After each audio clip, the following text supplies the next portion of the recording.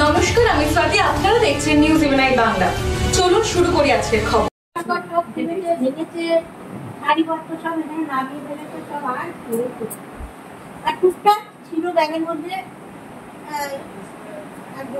আর টাকা কোথায় ছিল? পেনশন? এটা কি সম্পূর্ণ পেনশনের টাকাই ছিল? 36,000 টাকা।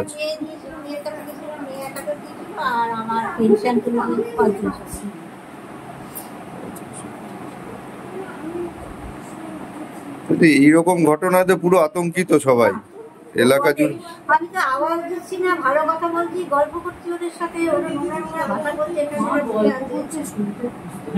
তাদের কথোপকথনে কি মনে হচ্ছে? তারা কি বাঙালি সম্প্রদায় না বাংলায় কথা বলছে?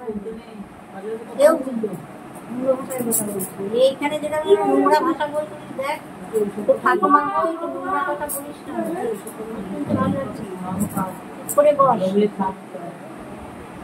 বলছে, এরা তো দেখছে আমি দেখো ভাষা বলছি।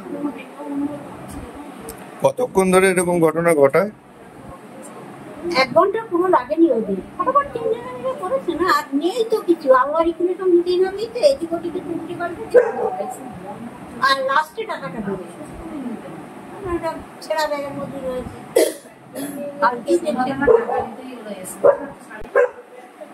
ব্যাংকের পাসবই চেকবই কি নিয়ে গেছে না রেখে দিয়ে গেছে? দিয়ে দেননি। ওই ব্যাগটার মধ্যে জিনিসপত্র নিয়ে চলে গেল।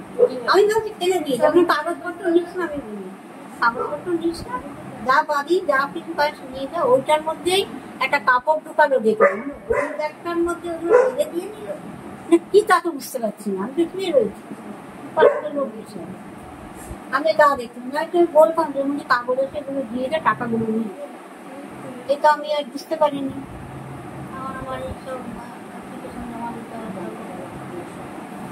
পেনশনের কাগজপত্র কি নিয়ে গেছে নাকি? হ্যাঁ, নতুন করে ওগুলো তো আবার